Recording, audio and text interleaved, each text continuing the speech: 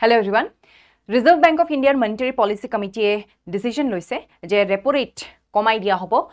5.5% opa etia bortoman repo rate hoi poribo 5.25%. Ei repo rate komai dia hoise karon kio bharatot etia bortoman jodi apnaloke consumer inflation site etia hole bortoman consumer inflation hoy ase 0.25% aru ei particular jitu etia obostha orthonitir etu Goldilocks zone bili koa hoise